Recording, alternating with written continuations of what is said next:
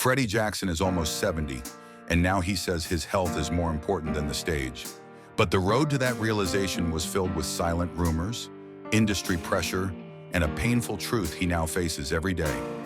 In September 2024, the man who once called himself Mr. Rock Me Tonight had to face reality. He posted a video on social media telling fans he had been diagnosed with kidney disease. For decades, Freddie had been the smooth voice behind slow jams that made couples fall in love. Now he was asking for prayers and support. The signs had been there for months. In July 2024, fans watched him perform at the St. Kitts Music Festival. Something was wrong. He looked much thinner than before. His voice wasn't hitting the notes like it used to. Videos from that night were hard to watch. People started asking questions online.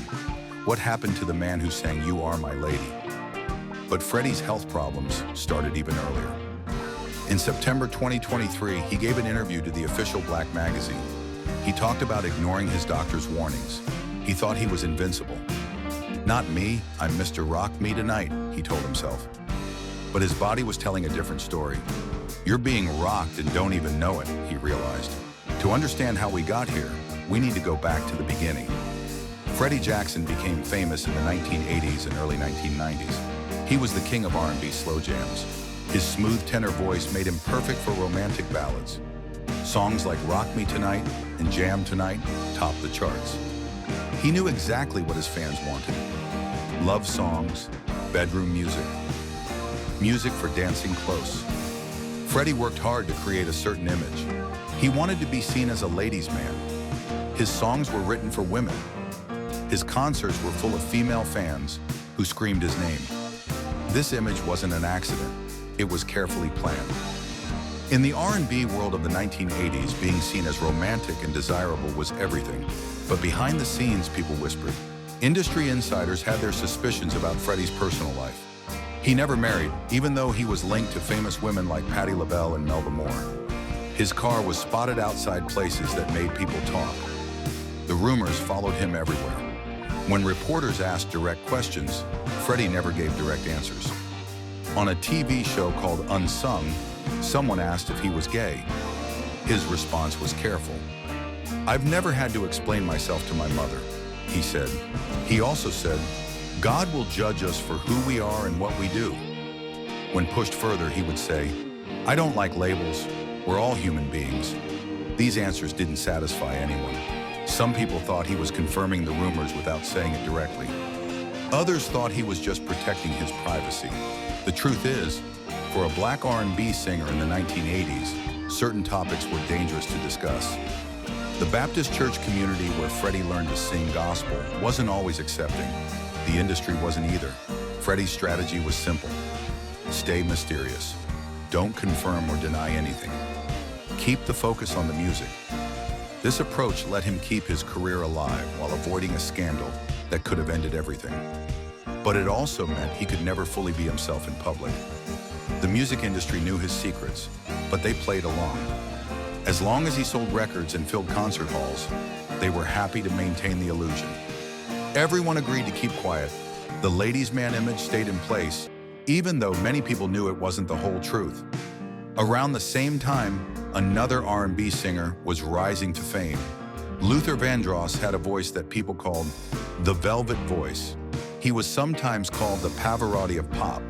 Luther and Freddie both specialized in slow jams. They both had smooth voices that made women swoon. Naturally, people started comparing them. The media loved the idea of a rivalry. Two similar artists competing for the same audience made for good stories. Fans picked sides. The industry played up the drama. Some people even wondered if there was something personal between them, especially given the rumors about both singers' private lives. But Freddie later set the record straight. He and Luther were actually very good friends. They would joke around at parties. Sometimes they would pretend to argue just to get people talking. Freddie remembers threatening to push Luther into a pool once, all in good fun. "I miss him dearly," Freddie said after Luther died in 2005. The rivalry was fake, created by people who wanted drama. But it shows how the media can twist the truth about celebrities. Two friends became enemies in the public eye simply because it made better headlines. As the 1990s continued, something changed for Freddie. His hits stopped coming as frequently. He seemed to fade from mainstream radio. People wondered what happened to the man who had dominated R&B just a few years earlier. The truth was more complicated than a simple career decline. Behind his polished image, Freddie was fighting battles most fans never knew about. He struggled with management problems. His record label, Capitol Records, tried to control his creative choices. They wanted him to update his image and sound to match newer trends. Freddie felt trapped. The industry that made him famous was now trying to change him. He had built his career on being a certain type of performer, but now they wanted something different. The pressure was enormous. He had to choose between staying true to his artistic vision or following orders from executives. There were also bigger issues at play. Freddie later hinted at industry racism and unfair treatment. He made comments about other artists like George Michael that suggested he felt the system worked differently for different people. The combination of personal secrets, creative control battles, and industry pressure took its toll.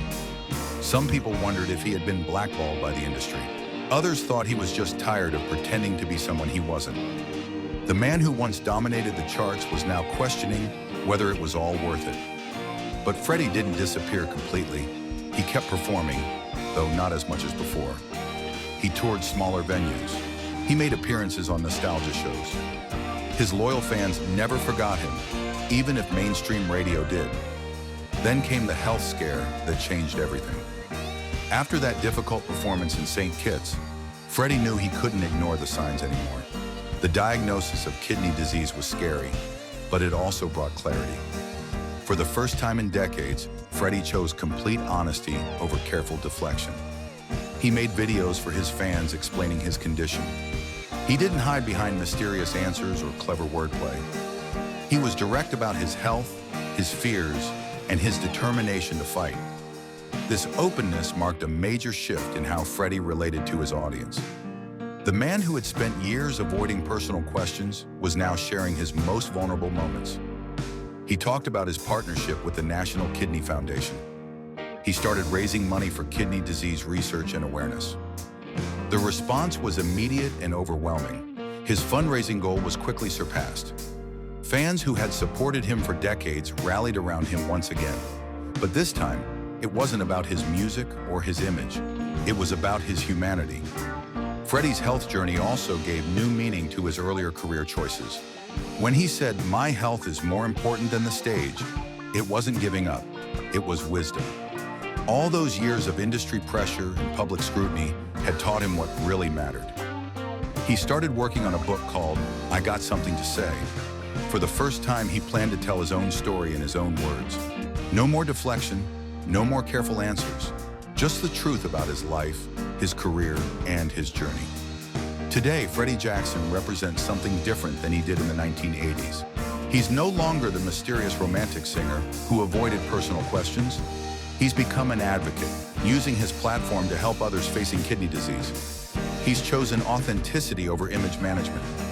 His legacy now includes more than just hit songs. It includes resilience in the face of illness. It includes the courage to be vulnerable in public.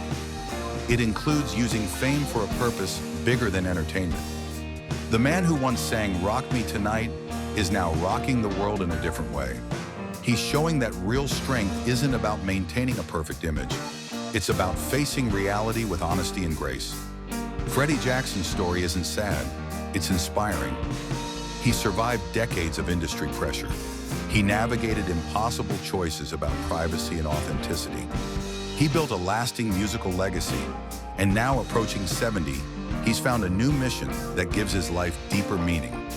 His health battles continue, but so does his spirit. The voice that once serenaded lovers is now speaking up for kidney disease patients everywhere.